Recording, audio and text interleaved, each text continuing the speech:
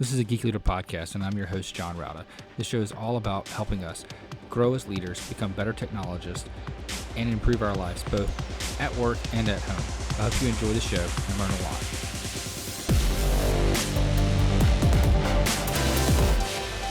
Happy holidays, and welcome to episode 241 of Geek Leader podcast. I'm your host, John Rauda. Today's sponsor is A2 Hosting.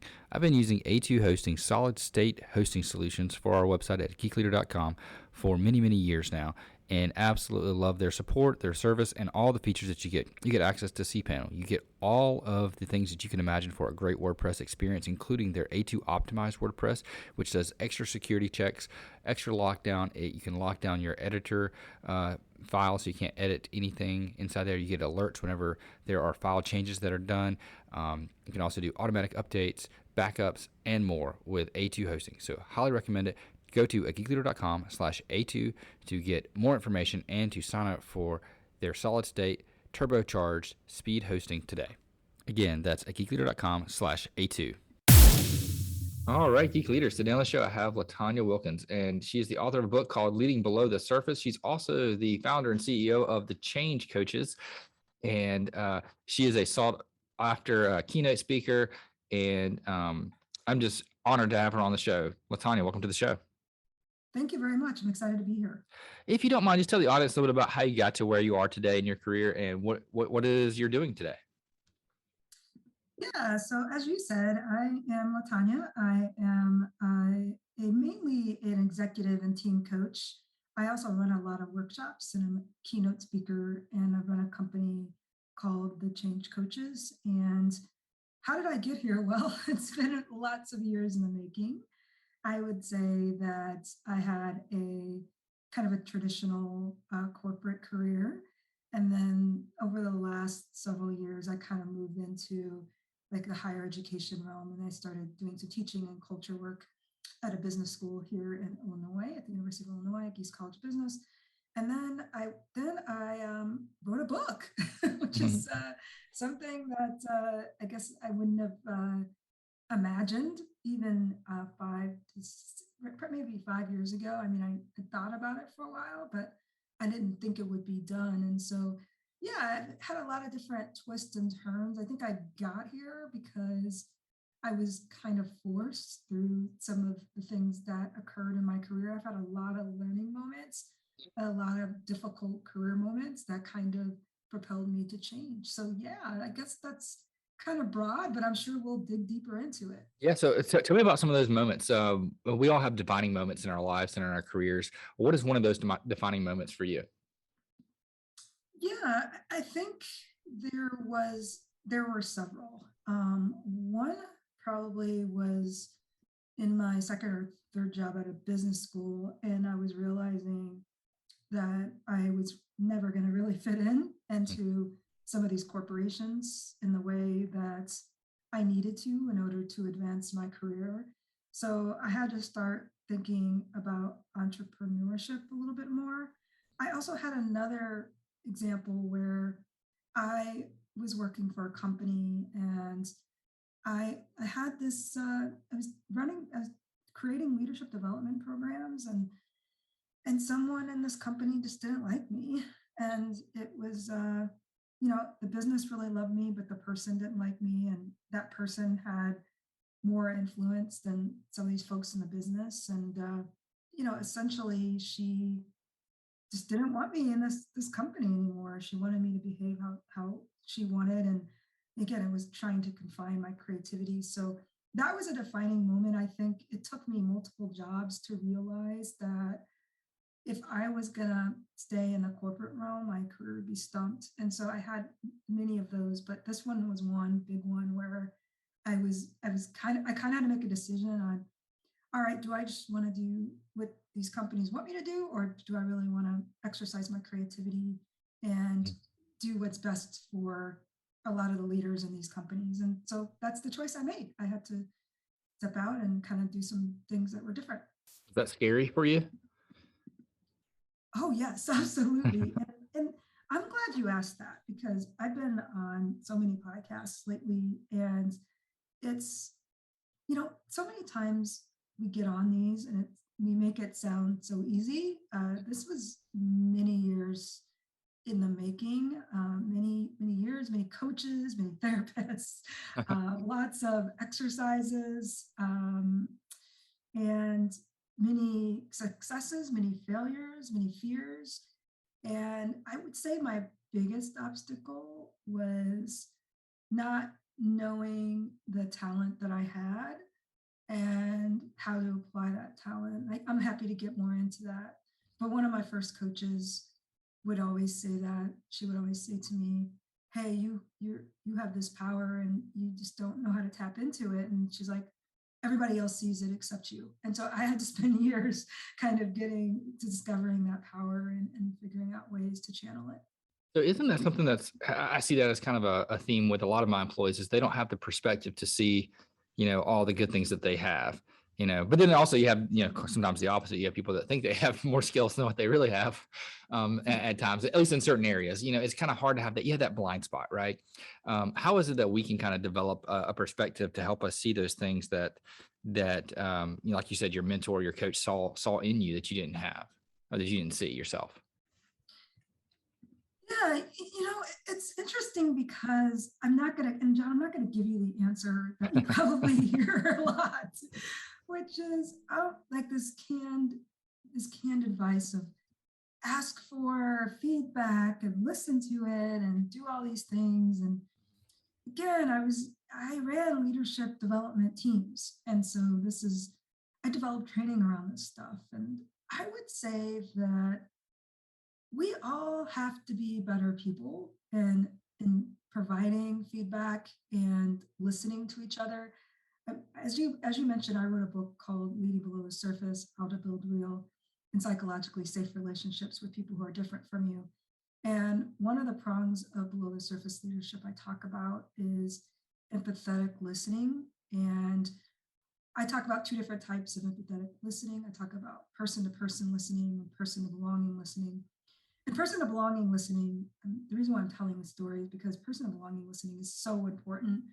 And it's probably one of the most untapped skills of leaders, where you can kind of just observe people and observe the extent to which they belong, observe the extent to which they don't belong, observe the extent to how you can connect with them. And I think if you could just spend a little bit more time on that person to belonging listening and kind of step away from, trying to lead every single meeting and just listen, you can give people that type of feedback that I receive from a lot of coaches, but never from managers, because managers they're focused on things that I understand there's a lot of different types of pressures on them, but they're focused on things that they shouldn't be focused on. As a manager, you got to be focused on the development of your people, right? And Yeah. the success of your people, but so many aren't. And so that's my answer is we all as leaders have to make time and we have to listen. It starts off with listening and listening with multiple senses. Yeah, I think that's 100% right. And I think you see that a lot where leaders, they're too busy, or managers, I guess you would say, are too busy trying to get their job done. Instead of realizing that, your number one asset is your people, and your number one goal should be to grow those people, because if you have successful people, then the job will get done. Absolutely. And I think it's that. I think it's also just there's so many demands on managers right now. And that's why we're seeing so many people leave their jobs, because they don't have the time to focus on the things they need to focus on. And, I say a lot, I do a lot of podcast interviews, and they don't have the time to make their people better. All they have time for is just to get through the day and get through their Slacks and get through their emails. But again, their main purpose, they don't have time for, and a lot of organizations treat those as luxuries. Yeah, absolutely. And so in your book, you talk about diversity, equity, and inclusion, and you also talk about like leadership, how leaders need to focus on the people first. We need to be a people first kind of manager instead of a product or process first. What do you mean by people first? Yeah, I mean, So in my book, I talk about the 3 prongs to below the surface leadership, and they're all focused around people. And I also talk a little bit, before I get into those prongs, I also talk a lot about, in chapter 2, I talk about this dominant leadership standard, which is all about, competition over collaboration, values that are very much like we're relentless or we're obsessed, and just values that are usually, not shared by employees, but they're kind of developed like in a room with an executive team that's very similar. And so that's why I talk a lot about below the surface leadership. And below the surface leadership, it's not only people first, but it's also, belonging first, right? You're thinking about, people being able to belong to a workplace. And the prongs, the first one I talk about is real leadership. And it's real leadership is an acronym. So relatable, equitable, aware, and loyal. And I'm happy to talk about any of those. Again, relatable, equitable, aware, and loyal, and being able to, function within all of these types of behaviors. And then the second is, like I said, empathetic listening, spending more time on listening. And the third is creating psychologically safe relationships. And what that means is making sure that people can make mistakes without repercussion, that people can bring their whole self to work without repercussion, that people can give you feedback as a manager without judgment or repercussions. And so all of these things are people first. I talk about me being in corporate, there is a lot of focus on the what's and not the hows. So the what we produced, how much we produced, what that looked like, but not how we led people. And so that's where the shift is. And again, there's been a lot of organizations that call this diversity, equity, inclusion. And I understand that didn't work for me. And a lot of these organizations, like these programs that were supposed to work for me, did not. But it's really part of leadership. And that's what leading below the surface is all about. It's this people first. And then that leads to a culture of belonging, which also leads to, happier and more productive employees. Yeah, absolutely. I think, I know I struggle sometimes with the listening aspect too, because you get caught up in things and you may hear the words that are being said, but you're not truly deeply listening. What are some tips that you might have for leaders that get busy and struggle sometimes with that listening piece? Yeah, so there's a study that says that even having your phone on your desk anywhere, even if it's turned over, is a distraction. So I would say take your phone off your desk, put it somewhere else, especially when you're in one-on-one with employees.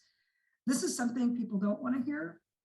Turn your notifications off. I know some of you are probably thinking, LaTonya, do you understand? I have to use Slack. I have to use Slack. That's how I stay connected. Okay, well then pick your desktop or your mobile. And if you're getting on a call, turn one of those off and put it away, right? If you're on your computer, turn off your desktop notifications and turn on your mobile, or you could just check everything later. I mean, that's what I do. I turn off notifications and, I just catch up later, and there's nothing wrong with that. So that's the second thing I would say. The third thing I would say is a lot of times we get really distracted because, we ask, how many of you have asked someone a question and then they're answering, and then like 5 seconds into your answer, you realize you're thinking about something else, right? Yeah, I can't tell you how many times I've done that. I've asked a question, they told me the answer, and I said, "What was your answer again?" Like, right. And so one of the things you can do is, instead of doing that, and if you need your mind to focus on something, just focus on playing back their answer in your head, right? And playing back those words. Another thing you can do is, if you're someone that's fidgety and your mind's all over the place, just write down what they're saying, like write down, like, again, like the high level words of what they're saying. And then you could play that back. And that's how I learned how to listen. I mean, I learned how to do it in coach training, but it's like, that's the only way I can listen, is if I'm, writing down themes and playing things back. And when you're doing that, then you're going to get a lot more engagement from the other person, oxytocin, bonds, trust. It's going to help with all that stuff really quickly. Yeah, absolutely. And, I found that's so helpful for me is I have to shut my laptop if someone comes in my office. And it's not because of privacy or because I'm worried about seeing what's on my screen. It's because if I don't shut my laptop, my eyes will wander right back to the screen, And I made it a point to where even if my laptop's open, the desk is or the chairs are off to the side a little bit. So like I have to turn my body to look at the person, and I can't see my laptop. but I still have to shut Mhm. that laptop screen just so that my attention is fully at the person in my office instead of, wandering back and forth. And I found that like Zoom and Teams, during the pandemic, you're doing a lot more Zoom and Teams meeting. And if I don't go full screen, I'm going to get distracted. So it's kind of one of those habits that I just have to get into. I have to go full screen, whenever I'm on those meetings. Otherwise, I'm going to get distracted. I'm going to be doing something else. My mind's going to wander. I'm not going to hear what's being said. And I think that's one of the detriments that we've had during this pandemic is the fact that we have all these Teams and Zoom meetings now, and it's like we're more distractible than we were before, and we listen a lot less. Yeah, it's so good that you understand like what that looks like for you, because a lot of people aren't even aware of that. Like what you said is that, hey, I know that I have to be in full screen, and I know this is what's going to happen. And it's a lot of people still haven't accepted this as the norm. Like they think, oh, I'm at home, so I could do other things. But no, it's just like you're in the office, right? It's like Right. you have to, listen and focus. It's interesting because I just had a book launch event last week, and it was live streamed. And John, it was even I'm victim of this sometimes, but it was excruciating because I couldn't see myself. I couldn't see my screen. I couldn't see how many people were there. But what was the magic of it was is I just settled into the fireside chat without knowing any of that. And that felt so good to let go, but it was hard because I'm so used to being on a computer, being able to see everything that's going on. But just you have to understand we're not missing out. And even again, I still suffer from that with this. It was like so many people were like, that was great. And I was like, really? Because I couldn't see anything. They're like, no, it was wonderful. And I'm like, wow, maybe that's even better. That I actually had like a real interview. And it was like, it's funny, I was obsessed about not being able to see it on the screen when, it's like I wouldn't, if I was seeing it on the screen, I would not have been able to engage the way that I did. Yeah. I think that's a really good point. And I found that. So I teach part-time at Winthrop University. And I found that with teaching as well.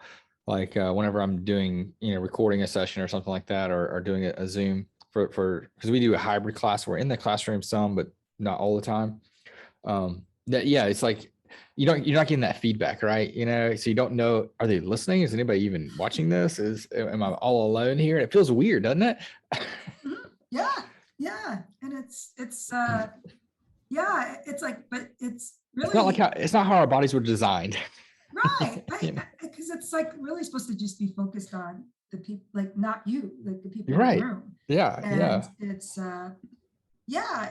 again, these are new skill sets and things we have to get used to. But it's like I said, but for me, it was like, wow, am I just focused? Why am I so focused on the number of people in the room or, who's saying what or what's in the chat? And I had a whole team with me, and it's so hard. And it's like, again, try to get outside of that and focus on, again, what's right in front of you. Like I didn't have a phone. I didn't have anything. I just had the person in the room that was interviewing me, and I had in the cameras, and that's it. And so it's getting used to that and trusting it. Yeah. So I have a question about loyalty, and I've had this discussion with people before, and I think I know where you're going to go on this, but I want to ask anyway. When it comes to to real leadership and having that loyal aspect, some people will say like a manager needs to be loyal to the company, um, but leaders need to be loyal to their people. What do you feel that loyalty means for you when it comes to real leadership? Yeah, so loyalty is also, it's adjacent to psychological safety when we think about leading below the surface. But so for me, loyalty, let me tell you a story. So like I said, I kind of started off with a difficult story in a situation where there were a couple leaders that, in different jobs, there's always and one leader in every company that just doesn't like you, or maybe you're too creative for them, or maybe you're too eccentric for them. And what they're doing is they're waiting for you to like mess up. Confirmation bias. I talk about confirmation bias in the book too. Like they're like waiting for the moment they could say, oh, you're too creative, or you're too this or too that, or whatever. And so this is what loyalty is. It's like a lot of times we derail people right away if they don't do exactly what we want them to do, if they don't perform at the exact level we want to see. Instead of we derail them right away instead of waiting it out and giving them more chances and being loyal to the process, being loyal to the growth of the employee, be loyal to the life cycles of employee, the personal life cycles, the professional life cycles. And what I mean by that is that loyalty for me was also breached when, I lost a sibling when I was at a pretty young age. And, I was working for a large company at that time, and they basically were not loyal. And they told me that my performance was slipping. And I talk about this in the book. And they told me I could, I had 2 weeks of vacation, I could take my vacation. And that's not loyalty, right? And it's, I don't even know what loyal to the company means anymore, right? I mean, I think it means, I guess it means that you kind of, put the company first over, it takes precedence over employees. But again, that's why we have the Great Resignation right now. Exactly. Because, Yes. it's like we have to be loyal to each other. And hopefully many of you have had the opportunity to practice loyalty and, get the book, read about loyalty, because we need this more than ever, especially with COVID. I mean, we had people just, I lost like a few people during COVID, and I'm sure, and other people got really sick, and some people almost died. Like I had friends that almost died but needed out. And this is when we need to be loyal, and we need to say, okay, this person almost died, or, they had someone in their family pass away from this. So they may not be the same for a few months or longer, and you got to be loyal to that process of them healing and getting better, be able to fully come back to work. Yeah, absolutely. And, I look back on things, and I know we're not in a good spot right now, but I think we are in a better spot than we've been in the past. And I think that's one of the things that people get discouraged about, how we're not getting progress as far as we should be. We're not where we need to be. But when I look back on my career and where we are, I remember the first management training that I ever went through a long time ago. I think it was a EVP of HR, SVP. Basically, he was the guy up over all of the HR organizations, and he was one of the leaders. That what they did is they took like executives in every department area, and they all talked for a little bit and told stories about leadership and management and how to be a good manager for all these new managers that had never managed people before. And I was in that group, and they were doing, this is kind of like the early days of leadership training, before they called it really leadership training, because they called it management training. And he told a story about, and your story reminded me of it, of an employee of his who lost his wife to cancer. And he was talking about how they did all the right things to keep the employee happy. They gave them, bereavement. They gave them time off. And he said, well, when the employee came back, their performance wasn't up to par. It wasn't where it was beforehand. And he realized it was because the employee wasn't happy. But then, like what he said just shocked me. He said, so I fired him because I knew the having someone in that role was important to the company. And I was just like, oh my God, what a heartless thing to do, and, whereas now, I'm thankful I'm at a different company now with an HR who is caring. And, when COVID happened, it was like, do what you got to do, work from home, and if something happens where your kid, is quarantined, they're like, take care of your kids. Don't worry about it. We'll give you extra time. Don't use your vacation, save that for when you need a vacation, we'll give you time to take care of your family when there's situations. And just comparing and contrasting where we were 20 years ago to where we are today is we've definitely made a lot of progress. We have a lot of work to do, but it's encouraging to me to see that we have made that progress. Yeah, it's interesting that you share that story, because again, I talk about this dominant leadership standard, and that's exactly what that is. That's like the corporate value of competition and speed and meritocracy. Oh gosh, don't get me started, John. But yeah, I mean, and it says a lot that he even shared that, right? Like, and he thought it was a great story to tell. Yeah, that's what I'm blowing my right. mind. And I'm sitting in there just losing it. Right. How did the rest of the room react at that time? You remember?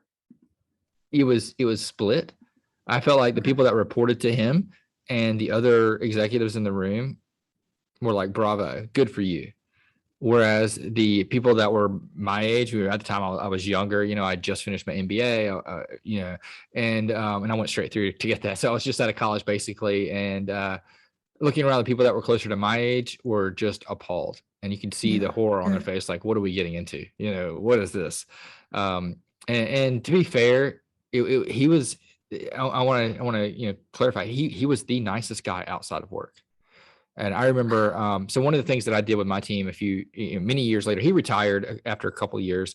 And with my team at work, we did this thing where we would volunteer once a month. So one Friday a month, we would take a half day as a team and go out and volunteer. And we showed up to volunteer at this place that they had horses, and they would take children with disabilities on little horse rides and kind of educate them about horses, and give the kids something that was different to do outside, where they didn't have to think about their struggles, and they got to enjoy nature. So we took these kids out there, and we were doing that, and he was there, and he was volunteering. And, I got to talk to him for a long time, and he's probably he was my neighbor for a few years. He moved into my neighborhood, and but before we moved out, and he was the nicest guy outside of work. But when he got into work, something switched in his brain, and it was just like company first. But outside of work, he volunteered. He spent time. I saw him at a Habitat bill too a few months later. I mean, the guy was constantly volunteering and helping people outside of work, but in work, nah. Mm. Bizarre. Yeah, those darn competency models in these large corporations. That's what it is. Exactly. Right. Yep. Oh, wow. Yeah. So tell me about, you mentioned the Great Resignation, and I've had guests on talking about this before, and we're going through this unprecedented time of people leaving their jobs and moving on. Have you seen any negative outcomes of that when it comes to the people, or is it more just like the companies that are kind of getting hurt right now? I'm seeing it being the companies, and honestly, so I get hired a lot by companies to coach executives, especially executives who are the only ones at work. And for example, an executive team, there might be one woman on the team, and they might hire me to be her coach, or she might want to hire me to be her coach, or person of color, or whatever.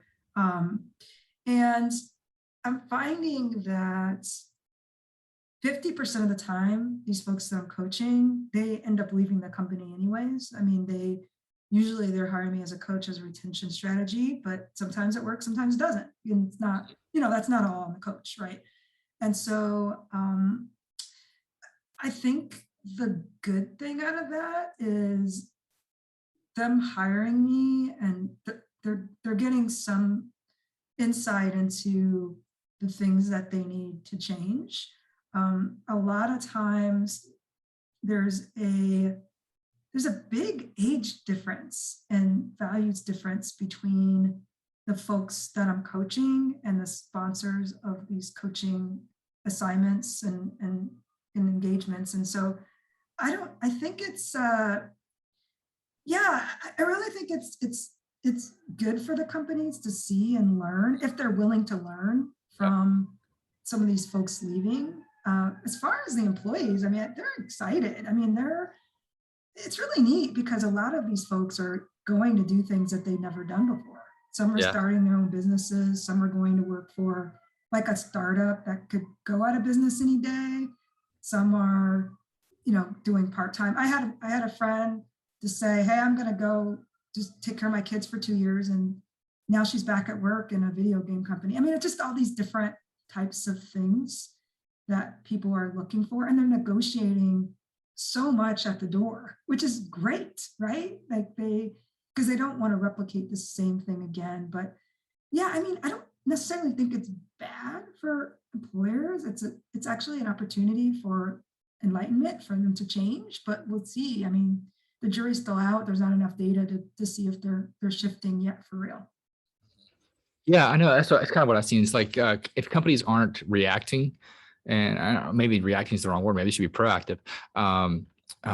And understanding the trends that are going on with flexibility, people first kind of mentality, like you talk about, then they are getting they're just struggling with this environment of people leaving. But I think it's great that people are now getting the confidence to leave. They're starting to see a different perspective, and the fact, like, I know for me, like, COVID kind of showed that life is short, and you never know what's going to come.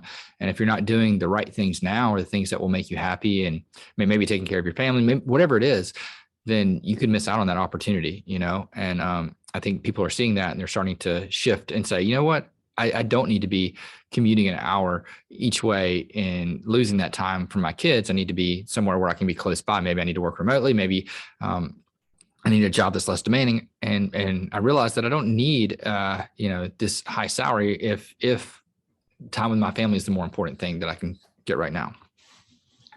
Yeah. I mean, you're right. It all balances out, and it's for a lot of people, it's not even about money anymore. It's about Right. time and being able to have time to do things they want to do. I mean, I have another client, and when they brought me on, they were pretty much they basically forced all their employees to come back to work.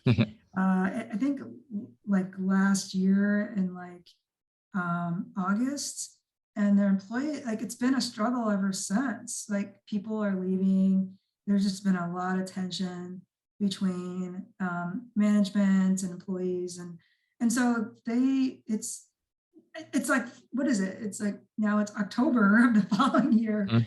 And now they want to change, but it's like, yeah, it's one of those things that you have to be able to be open to this. Like, I couldn't understand, John, why didn't they go hybrid? Because some of these things are so, again, it's so ingrained on what productivity looks like and FaceTime and all these things. I mean, that's going to take a long time to change, right? But yeah, it's crazy how companies are still defending that stuff. And like, for example, instead of having people trickle back in, you're going to make them come right back. And yeah, they're seeing that their values, employees' values, are not congruent with what they want their values to be. Yeah. Yeah, and I've seen both scenarios where, I mean, from an individual's perspective, where individuals want to get back in, maybe they don't have a place at home that kind of fits a good working environment. Maybe their kids are too loud, like my kids, or they don't have an office that's dedicated, so it's just not a comfortable place. So they do want to come back, but then there's a majority, in my opinion, that have found this newfound freedom of being able to work from home, and they're probably more productive. They don't have that long commute time. They're less stressful because they're in a comfortable environment. So I think there's a mixed bag, and I think companies need to see that and work to be flexible on an individual basis and see what's best for that employee. Because when you have an employee that's in a comfortable environment and like you said, they feel safe, physically, but as well as psychologically, then they're going to be more productive. They're going to be a better employee to have. They're going to be the employee that you want to have on your team. Absolutely. I mean, people want to choose, and you Mm-hmm. just said it. I mean, that's it. It's like you ask people what they want, and then you accommodate that, or you try to find some sort of happy medium. And Mm-hmm. yeah, I mean, some people are going to be 100%. Some people are like, okay, well, I mean, even if you're a company, and this company, I mean, the nature of the business, there's equipment at the office, so they need people to come in sometimes, but let them choose the days. It's not that hard, but it's like, I think we overcomplicate it, where it's like, it doesn't, if it's every day or 2 days and it's Tuesdays and Wednesdays, that's fine, as long as it's a couple of days, you choose. Absolutely. I think employee choice is one of those things that it's becoming more and more something that companies need to do to be competitive in the human resources area. I agree. Yeah. So tell me where you got the name of your book from. And where did that come from? Because, Oh gosh. the leading That's below the funny. surface is kind of one of those things you hear about, a lot of top down leadership, but leading below the surface, where did that come from? Yeah, that's a good question. So I knew the whole time that I wanted to write a book that talked about empathy, psychological safety, and real leadership in some aspects. And I knew that I wanted Amy Edmondson to write my forward. So it was amazing when she said she would. And so when I think about those three things together, it's it's below the surface. It was, I kind of went through the world, and you'll see many of you that either have the book or are planning on reading it. I have a chapter that's called Navigating the Surface World. And that was one of my favorite chapters to write, because it was just, I felt like it was so cathartic. And it was a story of my life, that I lived in this world that was completely surface. And what I meant by surface is like, I always hated this, John, when you go to corporate trainings and they'd say, oh, you're going to be judged in 3 seconds. So you have to say everything exactly right. It's like the statistics of first impressions. I always hated that. I was like, God, this world sucks. It's this surface, you stutter on one thing and you're going to be banished for the rest of your life. Like, this is crazy. And so, I always had the word surface. And so then I was like, well, what if we can get below the surface? And you have to get below the surface to be empathetic. You have to get below the surface to be psychologically safe. You get below the surface to be truly real, to get below the surface to embody things. And whenever I think about embodiment, I think deep in your body depth. And so that's kind of where it came from. I mean, the subtitle was harder. I don't think I added psychologically safe in there until a little, maybe towards the time when I was finishing up all the edits. And so, and I knew Amy was going to be writing my forward. So yeah, I think it came because it's an opposite of surface, which our world is, and it sucks. And I'm hoping we could, like you said, John, I mean, that's a surface example of the manager that said, oh, I fired this person. I mean, because their wife had cancer. I mean, are you serious? Really? Yeah, exactly. They just went through a whole thing. And so again, that's surface leadership. So below the surface leadership is the opposite of that. Yeah. And I think, we live in a world that's we're seeing a shift away from that surface level to a deeper conversation. Like us, you and I are having a deeper conversation. We're not just doing those little 5-minute, news interviews that they used to do, where you come on at the end of the segment, do a local news interview. It's like three minutes. You have 3 minutes to say everything that you need to say about your book, but here we can sit down and talk about what the meanings are behind things and tell the stories that are impactful and interesting and get a little bit deeper feeling. And people gravitate to that. That's why one of the reasons why podcasts have become so popular is because they're not just short segments. They are longer, deeper conversations that do get below the surface.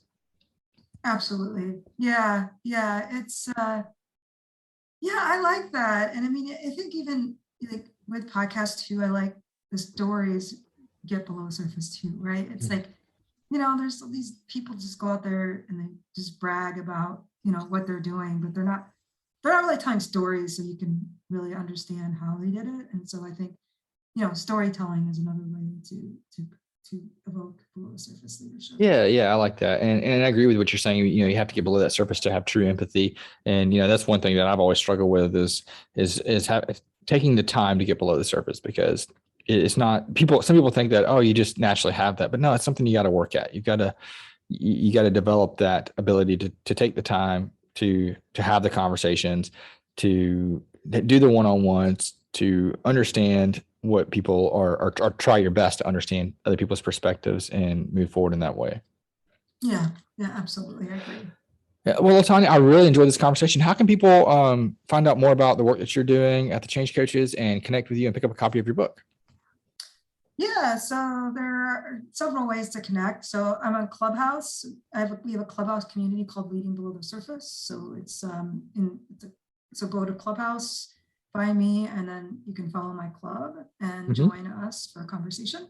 I'm also on Instagram at LaTonya Coaching. I'm on LinkedIn at LaTonya Wilkins, and Twitter at LaTonya Wilkins. And then you can buy the book pretty much anywhere: Amazon, Bookshop, Barnes & Noble, Target. It's been #1 new release in management science since its release. So thank you, everyone. It's really resonating, and I appreciate all the support. And I'm so honored how it's kind of touching our hearts and souls. Awesome. Well, I've really enjoyed this, and thank you so much. I'll link all that stuff up in the show notes at ageekleader.com. And thanks again, LaTonya. Yeah. Thanks, John. Thanks for having me. If you enjoyed that episode, please leave a rating and review in Apple Podcasts. I'd greatly appreciate that. And also, don't forget to check out merch. We have some t-shirts that I've designed that are on at geekleader.com. You can click on the merchandise section there and check that out. And also, don't forget about the books from our guests. So if you like this guest and other guests that have written books, please go ahead and check that out at geekleader.com. I would greatly appreciate it, and I'm sure they would too.